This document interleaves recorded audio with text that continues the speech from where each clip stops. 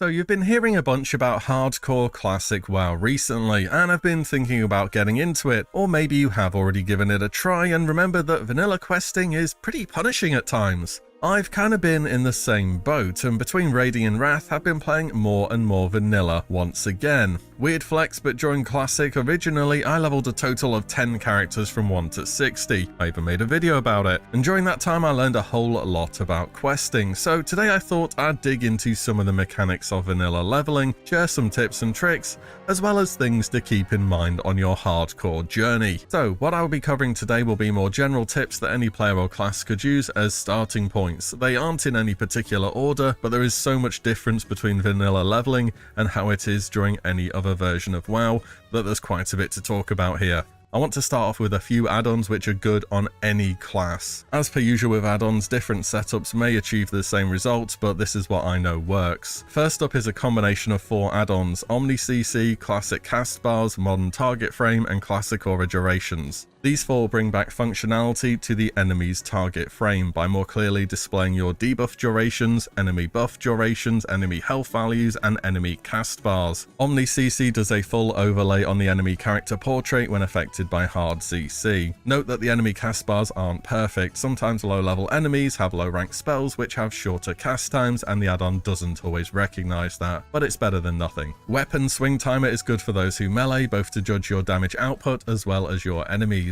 For me, this is an essential on Hunter who need to stand still during their auto attack windup and have both melee and range swing timers. Vendor price adds a value to all items so you can see, well, how much they vendor for. Really good for when you're working out your gold, when you want to go and buy skill ups or train some weapons, buy your mount, whatever it may be. Also helps you judge quest rewards when you're not going to equip them. Spellbook Abridged adds a filter to hide spell ranks in your spellbook. It just makes things a bit cleaner really. The majority of the time you will want to be using your max rank. For pure melee classes, the game does this automatically because there is no benefit to downgrading, such as on Rogue or Warrior. Also, when you macro any ability, if you include the spell without any rank, it will always use the highest learned rank. If you do not do this, remember to drag new levels of spells out of your spellbook onto your bar each time you learn them. Additionally, on abilities, some of them just aren't worth the price. I would need to talk about this on a class by class basis, but if you can't say how you're going to be getting any use out of the ability, it might just not be worth buying. For example, if I'm leveling a hunter, I would probably ignore all tracking abilities bar hidden.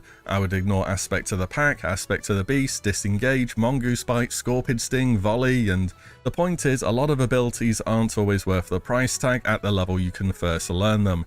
Getting a mount at level 40, however, which needs 100 gold, that is pretty important. You can judge mobs roughly by their name. If they're called Slayer, they're gonna have Execute. If they have Run in their name, they're gonna run faster than normal. I swear I'm not making this up. If they're Mystic, Shaman, Wizard, Sorcerer, expect them to cast spells.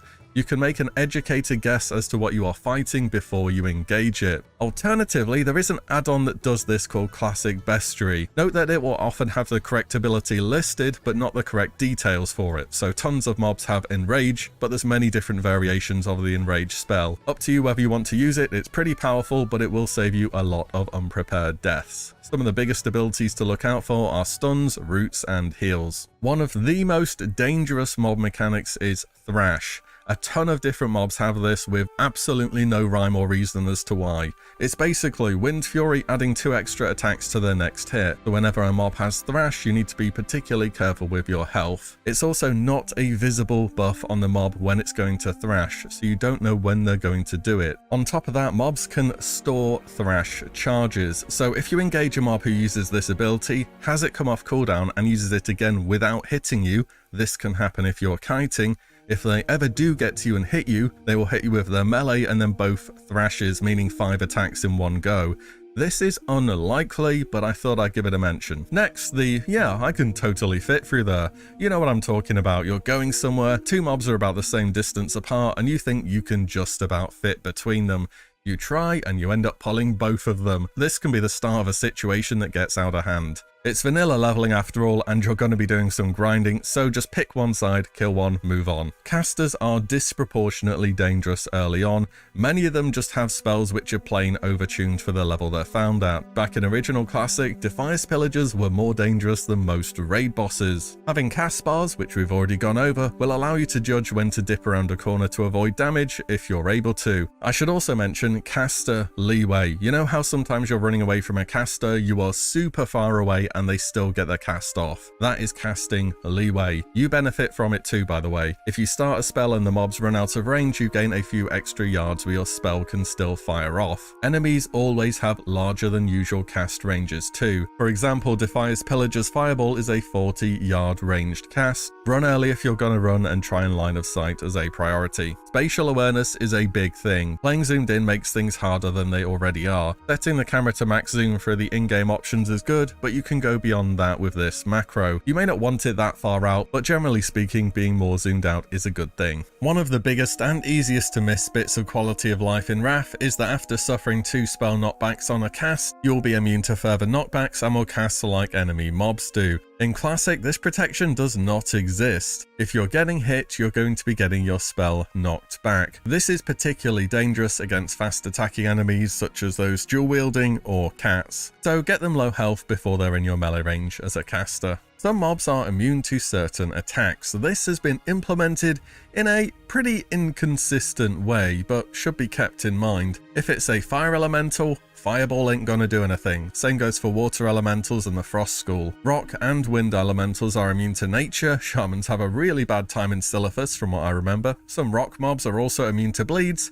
Some of them aren't. As for mechanical units, there isn't really a ton of them in the game, but they're immune to a lot of things, including bleeds, incapacitate, fear, life drain, and horror effects. Warlocks on Alliance, I'm just saying, Harvest Reapers in Westfall, if you underestimate them, you're gonna die really fast. Undead are also immune to fear effects as well. Sometimes they're immune to horror, sometimes they're not. Again, it's pretty inconsistent. Next is something I call aggro delay. I never really hear about this one be talked about, but I use it quite often when I'm not 100% that combat's going my way. So if you're in combat with a mob and you move, it will either follow you instantly, or it will just kind of stand still for around a second before resuming chasing you. That second is often enough time to be able to kite, wait for cooldowns, or escape. This can sometimes take several attempts to trigger, but at least on lower level mobs is quite consistent. There's a number of low health mob interactions too. Some will run in fear at low health. These are almost exclusively humanoid mobs, though for some reason does include tall striders, I don't know why, and often mobs which have a young tag in their name. Save some CC or a big damaging ability to ensure low health mobs don't make it to others and create a difficult situation. On top of that, when mobs reach low health, their movement speed is reduced. This is very important to know for kiting. I want to say different mobs interact differently with this though. I would say on average, some mobs have a reduced movement speed under 35% health, most have a larger reduction below 20%, and nearly all have the biggest reduction below 10%. I know this isn't the most exact information, but it's generally good to be aware of. Strafing is important to learn. So strafing is moving in a direction whilst your character is facing a different one.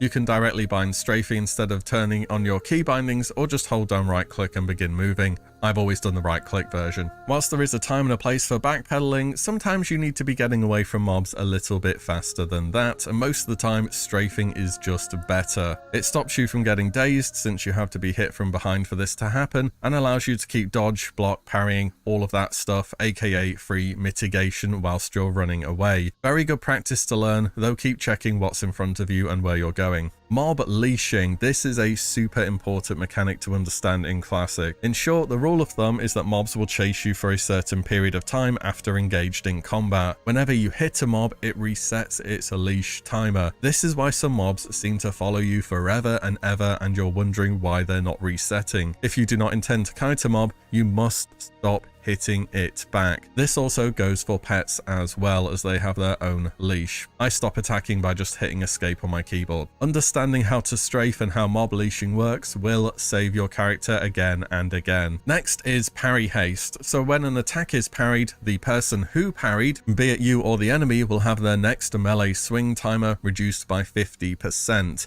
meaning parries are actively a damage gain on top of damage mitigation. This can be very noticeable taking on enemies using two-handers when you're dual wielding, or vice versa. A lot of burst damage can come out of nowhere. Parry haste is one of the factors why fighting green mobs feels easy and orange mobs are difficult. Level difference between you and your target counts for a huge deal, affecting stats such as dodge, parry, hit, block, resist, and glancing blows. Treat the enemy mob's level as a guideline for, is this such a good idea? I'd straight up avoid red level mobs. I mean, it's hardcore. Why are you fighting stuff that's more than 5 levels above you anyway? In addition to that, mobs 3 or more levels above you have a 15% chance to deal a crushing blow, with a further 5% for each level thereafter. These are regular attacks that deal 150% of their normal damage. So in short, just fight stuff around the level you're at, or your health bar can really disappear out of nowhere. By default, the game has start attack and interact on right click, meaning if there's an aggressive or neutral enemy where you thought there was not, you're going to be attacking them, possibly PvP flagging or hitting a guard by accident. If you put interact on left click, you won't have that risk. Keybind, you will have panic abilities, health pots, training dummies if you went engineering, cooldowns, and so on. You don't want to be trying to escape a dangerous situation and trying to click things at the same time. Bind your items, bind your abilities. Vanilla also gives you loads of handy quest items early games, such as super sticky glue,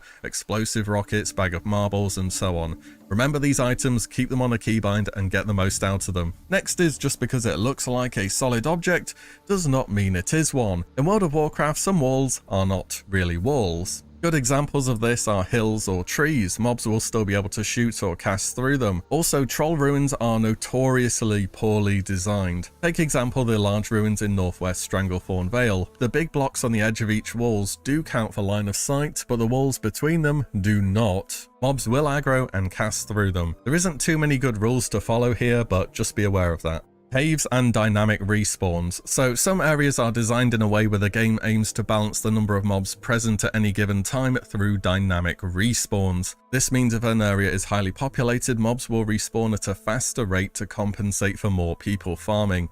This is very dangerous when you're in a cave. Things look clear when you walk in, you engage a mob, and then out of nowhere everything starts respawning and you get cornered off. Play safe in caves and always assume you could be fighting 2 things, or maybe even more, at once. On top of that, your get out of jail free card won't always work. Again, this could be more class specific, but most classes have some kind of way to reset a fight which can fail. Feign death can be resisted and mobs will just keep hitting you. Sometimes you fear a mob and it runs in the direction you're trying to escape to. Intimidating shout can resist, and the list goes on.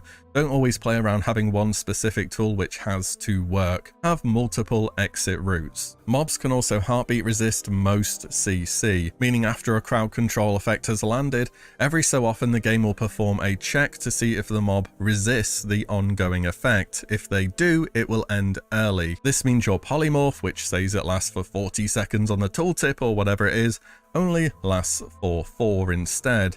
Heartbeat is directly affected by the difference in level between you and the target's resistances to the applied spell school, and the length of the CC. Vertical mob range. Once something has aggroed on you, if you are directly below or above them, they will be able to hit you with melee attacks, as enemy attack range does not care about verticality in this game. This means when you're running down a tower trying to escape, things are going to be hitting you from above even though they're absolutely nowhere near you. Yes, it is very scuffed, but you should absolutely be aware of it. You know what area is entirely vertical? Underwater. If you're swimming upwards, things below you are going to be hitting you. Also, this makes ships particularly dangerous as they're on several levels where mobs can easily hit you. I would say if you can, swim upwards at an angle instead of straight vertically. Also, watch your breath meter. In Wrath it got buffed to 3 minutes, in Classic it's 1 minute. So unless you're playing undead, be very careful about underwater. And remember, warlocks can buff underwater breathing and shamans can too with a reagent. And my final thing to say has to be, don't get too attached. Remember, death equals delete. Your first character almost certainly will not be your last one. On your hardcore journey, you're going to be completing many quests. Whether it's carrying a package halfway across the world, collecting hooves from apparently hoofless zebra, or delving into a dungeon to defeat a boss, classic leveling is something that takes a long time, even for the most experienced of players. During that journey, certain quests that you come across may prove a little more difficult than others. In fact, some of them are just straight up incredibly overtuned and not fair at all towards the player. Those are the quests we are going to be talking about today. Whether the quest is a trap, a dangerous escort, or just in a cave in general, there are some quests out there which you should probably give a second thought towards before you accept them unprepared. Now, of course, there are elite quests in the game which you're expected to be in a group for, and there are even people who try to solo dungeons too.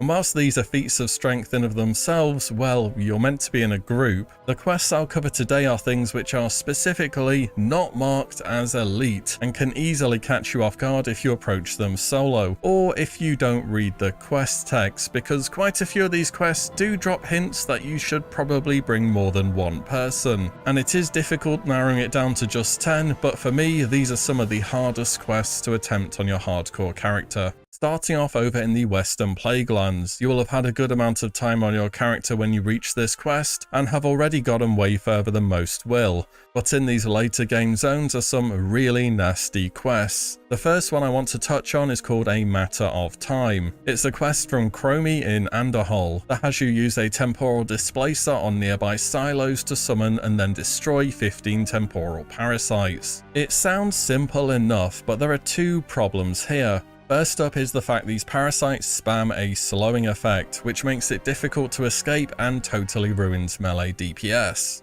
Second is how many of them can spawn.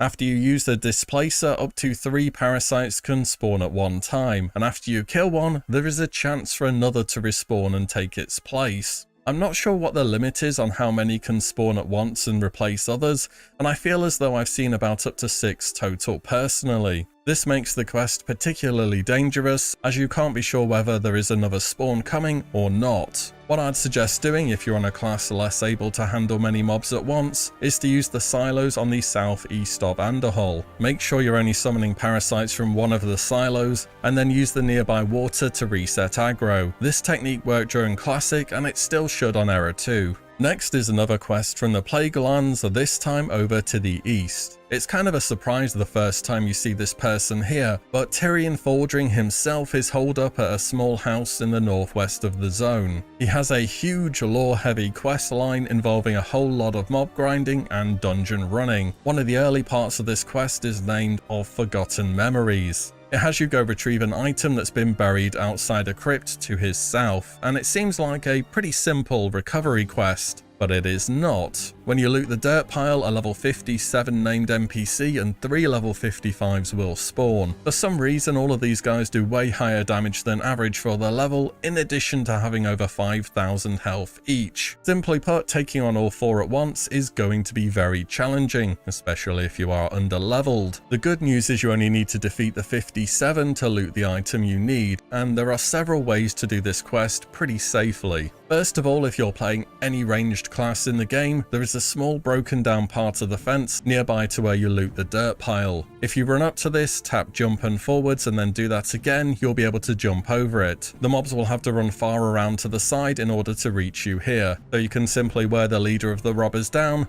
loot him and then reset the other mobs. If you're a melee, you need to do a split pull on the mobs. In order for this to work, you need to aggro all 4 mobs at the same time with a single attack. You can't pull one mob and have the others aggro off of him and follow you. That won't work. The best way to do this is via a consumable that deals AoE damage, such as grenades. And even if you aren't an engineer, you still get nades from various quest rewards, so you'll probably have some on you. So you nade the mobs, run away, keep the 57 in combat with thrown weapons or other attacks, and after a while the 55 should reset, leaving you with a 1v1. And you should keep running with a 57, as the 55s might just re-aggro anyway. Or, you know, just run in, blast all your cooldowns and hope for the best. That can work too. Next is first of the defend against waves of enemies types of quest on this list, called Pawn Captures Queen. It's fairly deep into a quest chain which starts in Tanaris and takes place in Un'Goro Crater. This has you use an item to summon mobs in the back of a cave. After using the item, 2 mobs will instantly spawn to defend the hive. Upon defeating them, 3 more will instantly spawn, and when you defeat them, the queen herself will spawn alongside 2 more mobs. The big tip here is you don't need to instantly fight one wave after the other. If you stand towards the entrance of the room, you'll be able to eat and drink up to full health and mana in between each wave. As for the last wave with the queen, you only technically need to defeat her for the quest item, and then you could run away and de-aggro the other 2 mobs, but this is risky.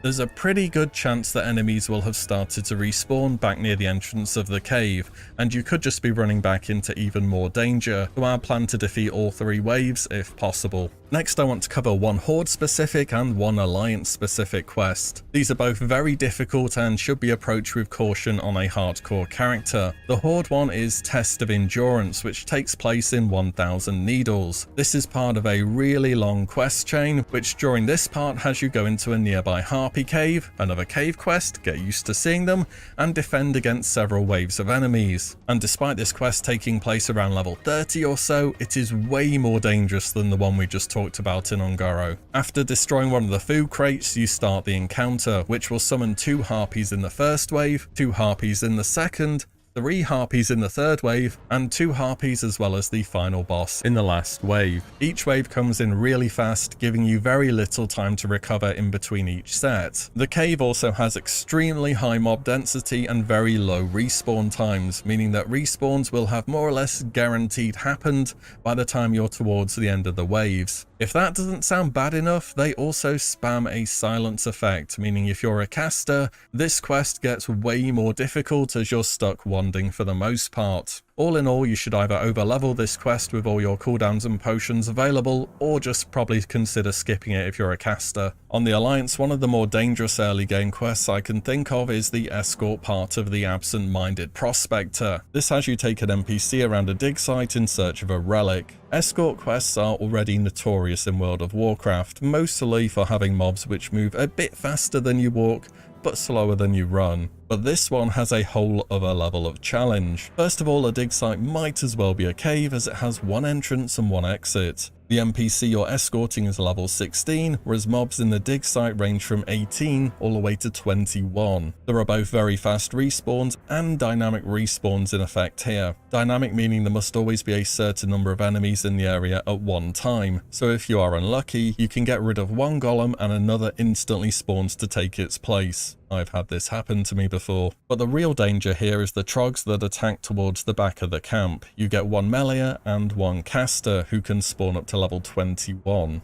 This escort quest feels as though you need good RNG to take it on at a level appropriate to the quest, because when you first visit this area around level 17 to 18, good luck. That's all I'm gonna say. Speaking of dangerous escort quests, you can't mention the subject without talking about the chicken quests. There are 3 in total, all of which started from random zone-wide drops in mid to late game areas. Each one of these has a reputation due to the sheer number of mobs that you have to fight off during each of them. But if you are able to do these quests, they give amazing XP, good item rewards, and if you do all 3, you get a mechanical chicken of your own, which you can even trade on the auction house if you want to. For me, the least dangerous chicken quest is in Feralus, simply because 2 of the patrols that you run into are on the road, where there isn't a real risk of pulling anything else. Don't get me wrong, it's not exactly easy all the same, but the mobs you fight tend to be a little bit lower level than you are as well. The second hardest chicken quest for me is the one in Tanaris, and there's only really 1 difficult patrol to deal with,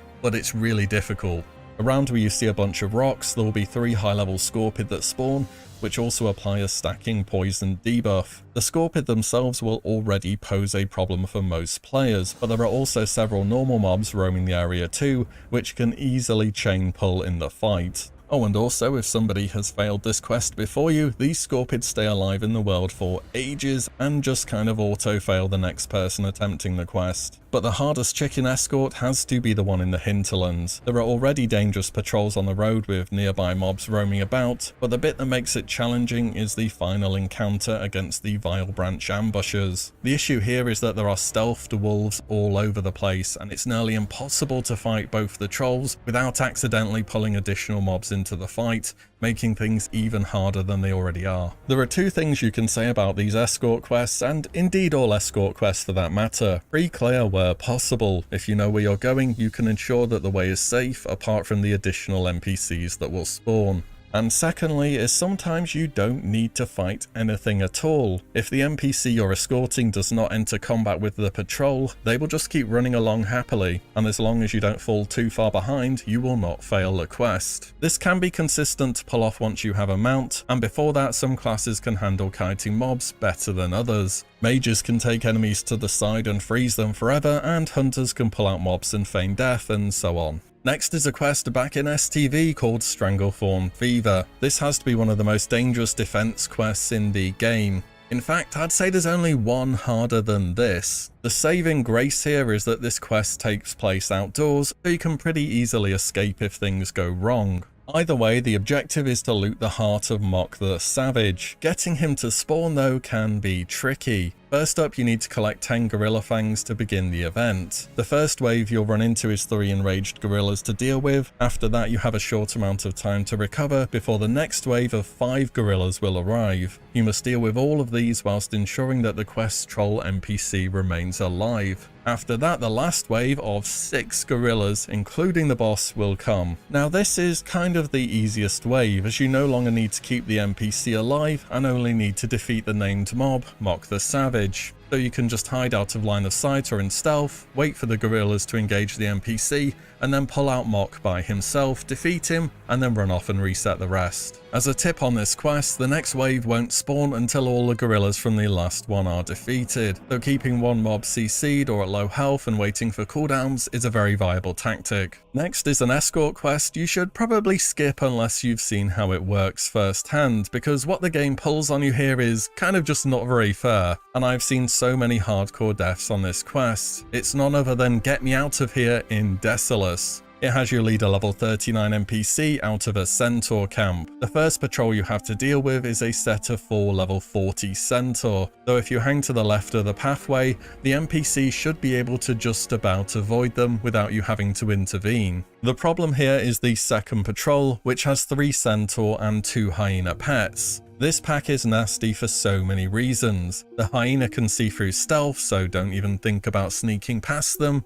and the centaur disarm as well as spam a net, so it drastically cuts down the DPS of meleeers and makes it very difficult to escape in general. This also makes kiting the mobs to the side problematic if you end up getting rooted at a bad time. It's worth a try if you want to have a go at a challenging quest, but you really do have to go out of your way to pick this one up. Next, it's back to Stranglethorn Vale again. There's quite a few hard quests in this zone, for the last part of the quest line named the Bloodsail Buccaneers. So the earlier parts of this quest have you investigate the Bloodsail and defeat some swashbucklers. You usually do this around level 41, maybe 42, and then you get a follow-up quest to assault the Bloodsail ships, which are just anchored off the coast of Stranglethorn Vale. You have to fight your way inside each of the 3 separate ships, which both have extremely high mob density, fast respawn rates, and way higher combat levels compared to the rest of the zone. To top it off, the objective of the quest is to defeat the captains. Each of these captains have been bumped up a few extra combat levels, ranging from 46 all the way to 48. So taking on this quest as soon as you can after having done the previous one is incredibly risky. Also, there is a little gap in the ship's stairs as you head down below deck,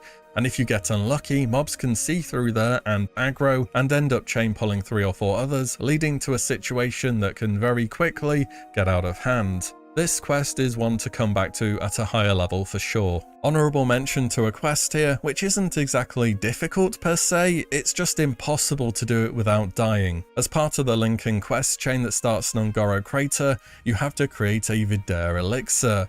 If you use this while standing in the graveyard in Tanaris, it will instantly kill you, allowing you to speak with a ghost to continue the quest chain. So yeah, goes without saying, you probably don't want to be doing this on your hardcore character. And finally is probably the hardest quest in the entire game to do at a level appropriate to it. Honestly, I don't know what Blizzard was thinking with this one, but it combines elements of every dangerous quest possible into one. You're defending versus waves, you have little recovery time, you're in a cave, there are fast respawns, there are mobs that run in fear at high speed, you have a very small area to fight in, the list just goes on and on.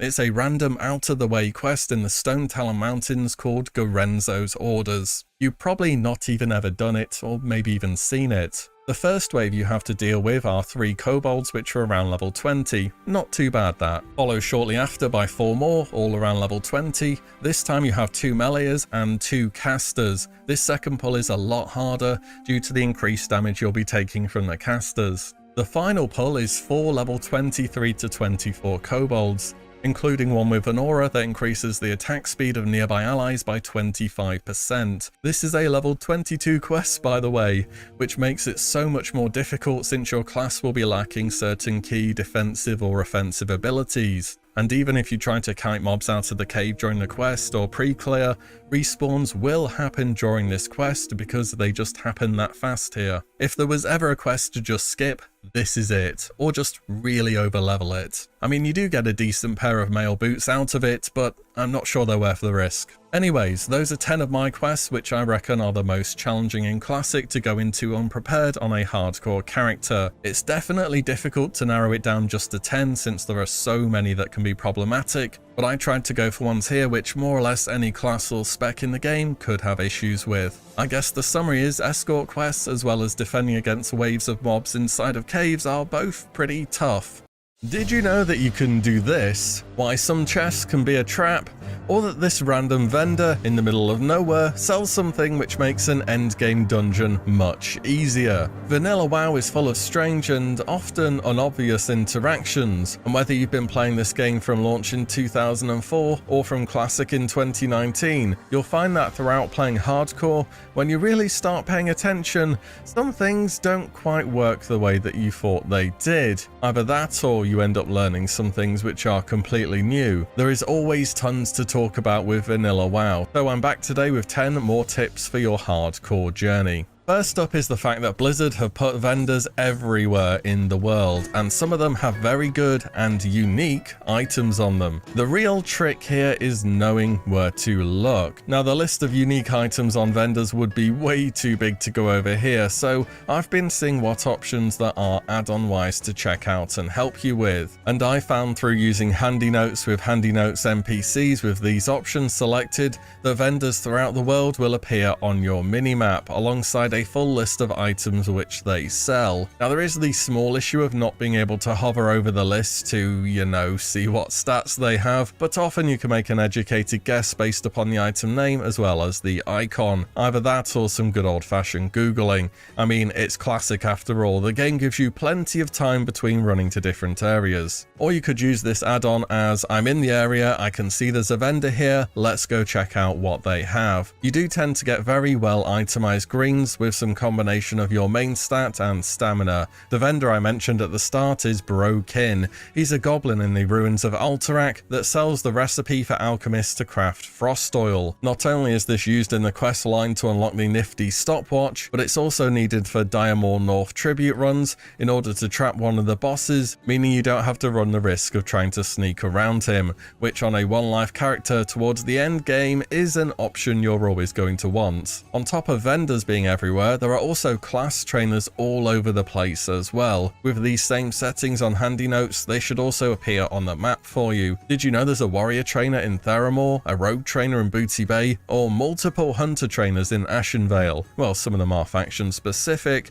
and they can't reset talents like the trainers in big cities can. But hey, if you just got a level and you want to learn some new spell ranks, there might be a trainer a bit nearer than you think. Next is a tip that can be used right from your starter zone to the end game, and that is abusing mob pathing to kite them. Throughout the world, there will be small barriers or ledges, fences that the player can jump over that enemy mobs cannot. When you find one of these, the enemy will have to run the long, or I guess what is the shortest path for them to get to you. As with many things in Vanilla WoW, this doesn't always work when you expect it to, or vice versa. Good practice areas include where Princess is in Elwyn Forest, or the ledges around the large building in the ruins of Alterac. It turns dangerous quests, such as the one here where you have to defeat 15 elite ogres, from something that's really scary and dangerous to not all that bad, provided you are playing a class that can kite them, of course. Either way, if it's a hard quest, look for a place to abuse mob pathing. You can also hit mobs directly through walls. This works because, yeah, I don't know really, it just does work. If a mob is positioned close enough to a wall where it's technically inside of your melee range,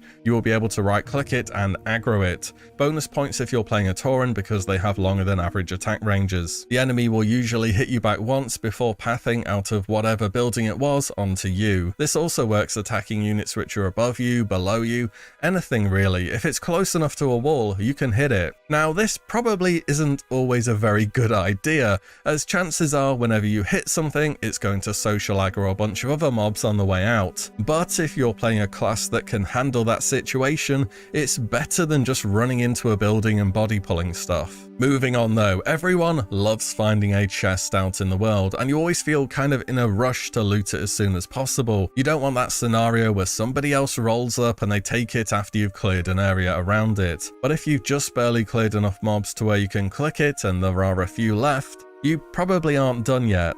When you click on a chest, enemies within line of sight in a small radius will run to defend it. The tip is here to try and line of sight behind something when you click a chest, though not to risk aggroing anything else. You can even still loot chests that are behind solid walls if you're close enough to click them. It works in a similar way to attacking mobs through walls. Next are reset spots. Similar to vendors, they are all over the world and not super obvious to recognize because they're not totally intended as vendors are. A reset spot is a place where the player can get to where mobs have no way to reach them. This will cause them to eventually evade and in time reset. You typically want to look for tree branches that are hanging down, bits of stone ruins that are elevated in some way, or a place where you can jump from one raised platform onto another. Just knowing these things could help you out maybe in a dungeon run that goes wrong where you need to look for an exit. Either that or remember that leaving a group when inside an instance will force Hearthstone you after 1 minute has passed, even if you are in combat. Next up, have you ever been in a questing area where you have to kill X type of mobs and there is quite literally zero of what you need spawning? This will be due to shared spawns. Shared spawns are an interesting mechanic which, as their name suggests, mean that certain mobs share respawn timers with others. Some notable examples are the Harpies in Stone Talon Mountains in the quest Harpies Threaten.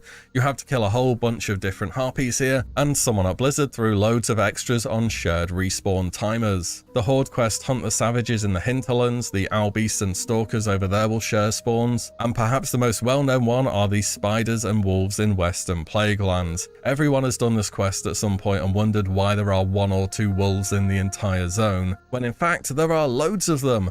They just share spawns with the spiders. When you come across a quest with shared spawns, all you can do is get to grinding and force spawn the mob type that you need, until somebody else is on the same quest, zooms in and takes the mob you've been forcing to spawn, that is. How do you recognize you're on a shared spawn quest? Here's the fun part, you don't. Nothing in the game tells you that this is happening. You can only assume if the spawn rates are really bad, it might be a shared spawn quest. Next is a tip I have about threat generation. When you think about threat normally, you think tanks using abilities with bonus modifiers such as Sunder or Heroic Strike, people restoring health from potions or healing, and dealing damage. What also causes threat is pretty much everything else as well, just not as noticeably as those previous examples. If you drink a mana potion, that causes threat. If you buff an ally, that causes threat. If you are in combat and you do a thing, that causes threat. Just be aware of this in group scenarios or when playing a pet class. Also, some classes have bonus threat generation on their abilities, which they kind of don't want, such as Priest's Mind Blast, Mage's Counterspell, or Shaman's Earthshock. I guess the lore reasoning is people get mad at you if you attack their mind or something, which is totally different from having a rogue kick you in the face to interrupt a spell that absolutely wouldn't cause bonus threat or anything. Up next is the fact that some of your most class-defining abilities and items are locked behind quests. I really like class quests in vanilla and was kind of sad to see them go in TBC and beyond. I guess the closest we've gotten to them since is a Legion perhaps with the class order halls. That expansion had a ton of class and spec identity. Anyway, sometimes class quests give you a minor reward, such as a green item which is just okay and it can see you through a few levels. Sometimes they give you something which completely changes how you play your character. Druids get Bear Form at level 10 and Aquatic at 16, Paladins get Redemption at level 12, Shamans get Totems from Earth at level 4 to Air at 30, Warlocks will earn most of their demons through quests, and so much more. Class quests are an awesome addition to the game, and whilst not every single one gives you something that's going to completely change the game for you, they're often worth completing sooner rather than later. Now I want to talk about stats and point out in some ways how they are different in vanilla. For example, Spirit is typically seen as a healer stat, but in Classic at low levels it's good for literally every single class in the game due to how health and mana regen works when you're first starting out. Yes, it's even good for rogues and warriors. Many classes scale differently with stats than you would expect too. Shamans gain 2 points of attack power per strength, and agility, at least offensively, only gives them crit. Ferals gain 2 points of attack power per strength too, but when in cap, scale off 1 attack power per point of agility. Rogues also gain 1 attack power per strength, but agility's a better stat as it gives them 1 attack power as well as dodge and crit. Also, agility gives you more stats on top of that, such as 2 armor per point obtained, as well as a small bonus to your dodge chance. Strength, in addition to increasing damage, also increases the amount certain classes can block whilst using a shield by a very small amount. Intellect increases spell critical strike chance and mana, and improves the rate at which your character levels their weapon skills. In Classic, you would sometimes see a warrior with arcane intellect and random bind on equipped cloth gear, just going about and leveling up all the different weapons on the immune mobs in the blasted lands. The simplest stat in the game is probably stamina. 1 point equals gain 10 more health, and for hardcore characters is a stat you need to carefully consider. I like to carry 2 rough item sets, one more offensively set up for mob grinding or easier zones. This will have more of my main stat and my beneficial secondary stats. For example, on a hunter, using items that are of the falcon or of the wolf, versus when I'm starting a new zone, doing elite quests or just higher level things in general, I'd re-equip items which have more stamina on again, just for that extra bit of health. Speaking of stats and farming, there are many classes that can benefit heavily from the 5-second rule. This is after not casting spells which cost mana for 5 seconds, you'll begin to regenerate mana every 2 seconds. The amount will depend on your class and the amount of spirit that you have. It's particularly useful on Priest, Warlock and Hunter. Each of these classes can apply a dot or send a pet in, and then gradually wand or auto-shot the target down. And that's about all I have for today. It does feel like whenever you think you know everything about vanilla WoW, there is always something else which you just haven't heard about yet. When WoW first released in 2004, the fundamental design philosophy Blizzard approached the game with was just completely different from how it is now or in any other expansion since. The only way I can put it is there was less foresight for how things may really play out in practice, less worrying about creating difficult situations, and far more emphasis on developers just going ahead and putting something in the game which they think sounds cool. That's why we ended up with world buffs. Hey, you defeated a dragon raid boss? That is pretty cool. On top of an item reward, let's give you a temporary buff. In fact, you know what? Why just buff you? Defeating a Nyxia or Nefarian should be a celebration for everyone, so let's give everyone in the city a buff instead. Did they imagine all this time later people would go around stacking up all these various buffs, logging out to retain their duration and then melting bosses in seconds with them? No, they didn't, but players did.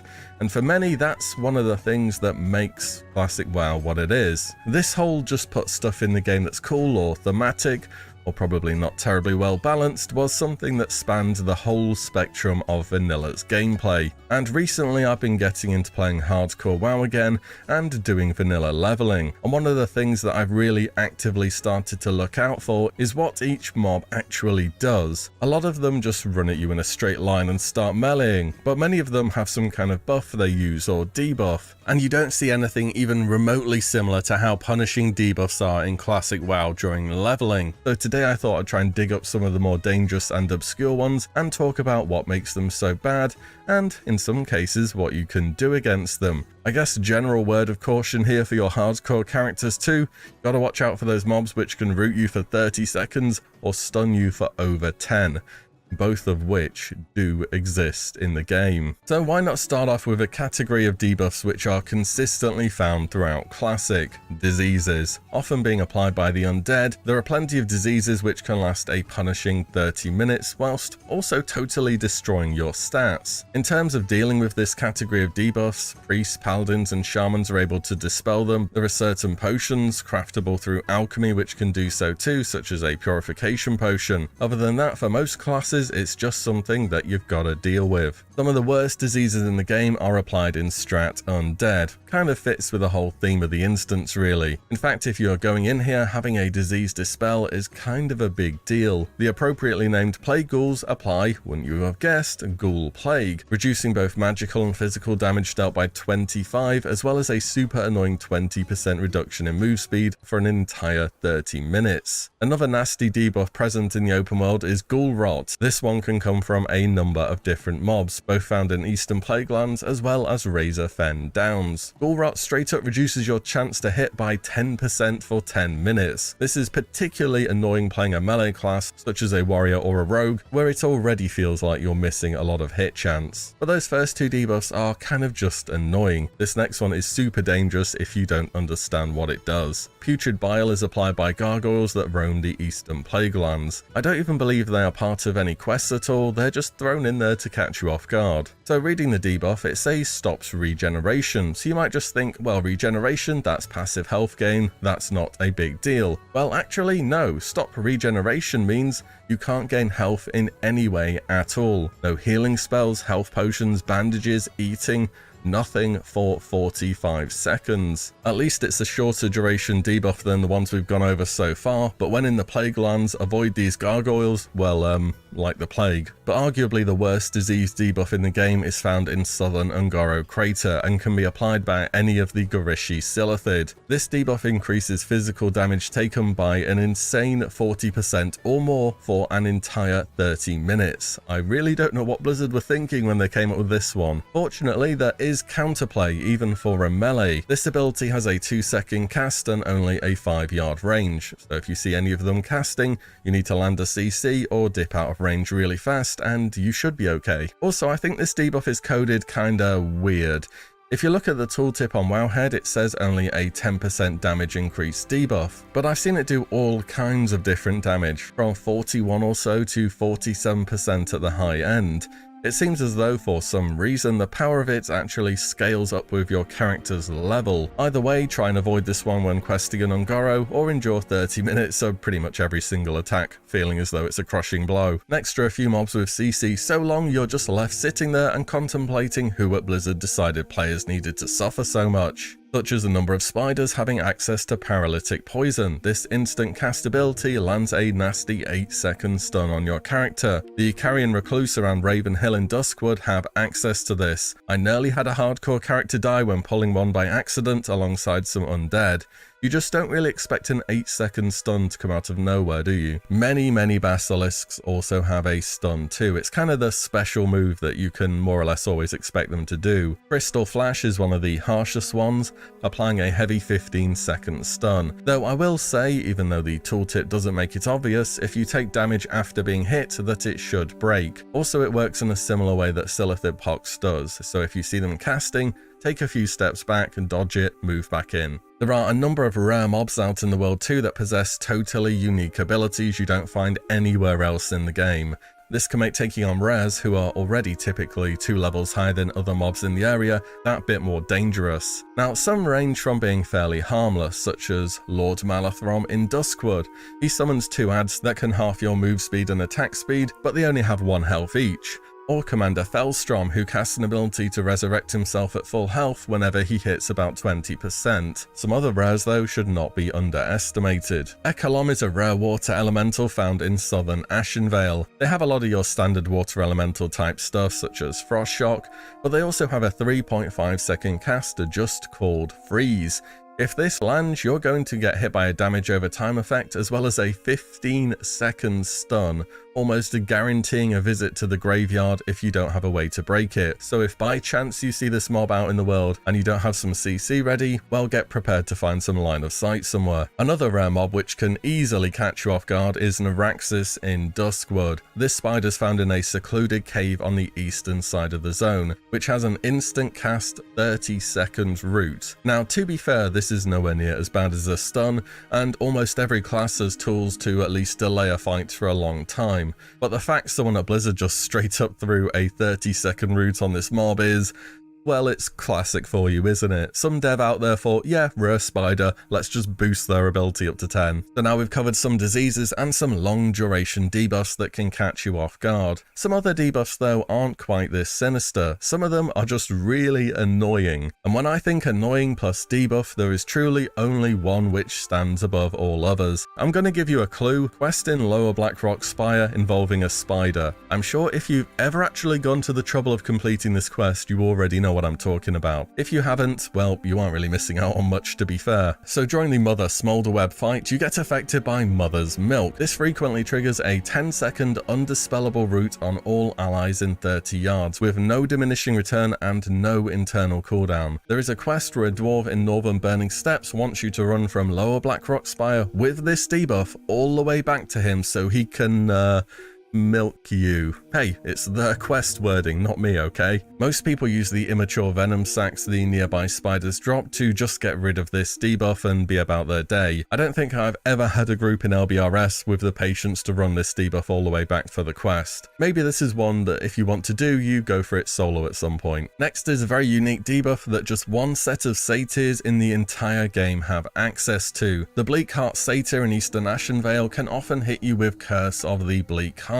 And reading the tooltip, it kinda just, well, doesn't tell you anything about what it actually does, but believe me, you're gonna be finding out how annoying this debuff can be sooner rather than later. Whilst affected, every second you have a 5% chance to be hit by chest pains. This 5-second stun forces your character to kneel down in pain twice in a row and suffer minor shadow damage. The fun part about this debuff is it has no diminishing return, no internal cooldown, and can proc while you're already affected by it. Technically speaking, it could stun you for the entire 3 minute of the curse's duration, at which point, I don't know, go buy a lottery ticket or something because those odds are crazy. Either way, it's not too rare to be hit back to back by this debuff, leading to a hefty 10-second plus stun and some damage. Don't take on too many mobs when this is running, or maybe you just get super unlucky and die. Honorable mentions now, since I've got to include these two on the list somewhere. There's certain oozes out in the world which when they get to low health begin casting Clone. This does exactly what you expect it to do. The one I remember doing this the most are the primal oozes over in Ungoro. Definitely interrupt this one. But the most annoying mobs to deal with without an interrupt have to be the Curzon Medicine Men. At some point you get to those quests in Northeastern Stranglethorn Vale and have to deal with these guys, who have a full-on good priest toolkit. They use Inner Fire, Renew, and Heal. The former two spells are already annoying enough to get through, but when you get their health to about 30% or low and they begin casting a heal, if they finish that cast, they are going straight back to 100% health again. They aren't the most dangerous mobs out there as they're just bashing you with a staff, but for many classes it's like defeating two mobs at once, they have so much health. Now I want to cover some abilities which you just kind of wouldn't know how they work until you see them firsthand. What I mean by this is if a mob casts Entangling Roots, you know you're about to get rooted. If a mob casts Fireball, you're gonna get hit by a ball of fire. Some abilities clearly telegraph what's about to happen. The ones I'm going to talk about here do not.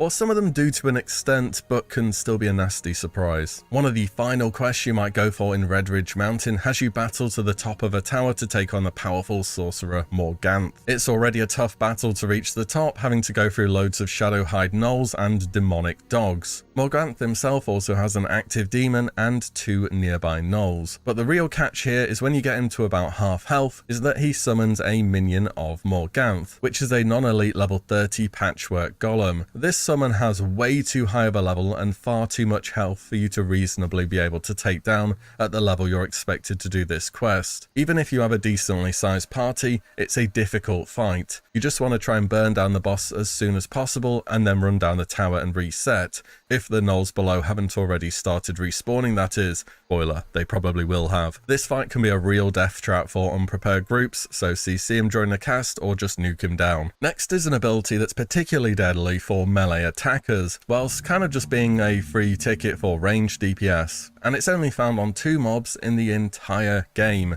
the Dalaran Shield Guards and the Curzon Subchief. It's called Violent Shield. It roots the mob in place and grants them bonus armor, but also reflects 85 damage back to melee attackers. So if you're on any class that attacks fast, you can absolutely delete your own health bar on these guys if you aren't paying attention. I remember leveling a rogue in Classic and wondering where my health was going before I actually stopped to read what this ability does. Basically, when they go red and stop moving, it's time for you to stop attacking. Jadefire Satyrs in Felwood do something quite similar. It's just called Jadefire. This time only reflects 50 damage instead, but as a trade-off they can continue attacking for the duration. Either way, it's a nasty debuff and can really eat into your health on a melee class. Next is an ability very few mobs in the entire game have, called Putrid Stench. You'll most likely run into this when doing the Cauldron quests in Western Plaguelands. It's an instant cast 10-second silence, which also reduces your stats by a good amount as well. It can definitely chain together with there being other invisible mobs in the area to make a difficult scenario. One of the mobs I always think to be careful against are deep into Gnomeregan. You know that final hallway leading up to Mechanir Thermoplug? I mean, the Dark Irons are already bad enough with their landmine spam, but the real dangers here can be the Arcane Nullifiers. They have 2 abilities. First of all, they can cleanse any debuff from themselves and nearby targets every few seconds, meaning tactics involving CC can easily fail, as well as do an AoE spell reflection on all nearby allies for 5 seconds, meaning if the mage or warlock isn't quite paying attention, they can very quickly get their own frost bolts or shadow bolts straight back to their own face. Speaking of buffs and of dungeons, one of the most dangerous boss fights has to be right at the end of Blightrot Depths. It's already a very hard fought journey to get to the throne room, where the final boss, Emperor Dagran Thaurissan, awaits you. This fight has a number of things that can cause problems. The nearby princess will attempt to heal him if you're choosing to save her, and Thaurissan himself is wielding Iron Foe, meaning sometimes he's just gonna proc extra attacks and remove half your tank's health in one global. But the scary bit is when he uses his ability, Avatar of Flame, making him totally immune to magic for 10 seconds and gaining even more damage on his extra attacks. It can be pretty stressful watching this fight as a caster, hoping the tank doesn't get randomly globaled and waiting for Avatar of Flame to wear off, but the rewards at the end of the dungeon are definitely well worth it. Finally, 2 for fun abilities you might not have known about. Did you know there's a debuff in Classic WoW that lasts for 7 days? As part of the rogue quest to learn how to craft poisons, you will get affected by the Touch of Zanzil. This reduces your agility by a hefty 15, as well as reducing your stealth level by -50, which is pretty much the same as saying your stealth doesn't work anymore. You're basically just RP walking in stealth for fun, without the whole being undetectable part. You can remove this debuff as part of a follow-up quest, using a first aid anti-venom, or just have a druid, paladin, or anyone else that can remove poisons get rid of it for you. Last but not least, as part of the Scourge Invasion event in Classic, additional bosses spawn in certain lower level dungeons. In Scarlet Monastery Graveyard, there is a brand new boss called Scorn. He has an ability that deals damage to you and knocks you back. Do you know what someone at Blizzard decided to call this? Lich Slap. You know someone had fun when they came up with this, and probably that they only got it put in the game as this boss was going to be a limited duration one. I think it goes to show, as mentioned at the start, the vanilla devs were really just out there putting unique stuff in the game which they thought sounded cool or made sense thematically, or was just plain fun. And it is something, especially during the leveling portion of the game, that was moved away from in later expansions. and it's one of the things that, for me at least, makes vanilla leveling that bit more memorable and replayable. Are there any other buffs or debuffs which particularly stand out to you in the game? Drop them down below. And as always, thank you all so much for watching and listening in, and I'll see you all in the next one very soon.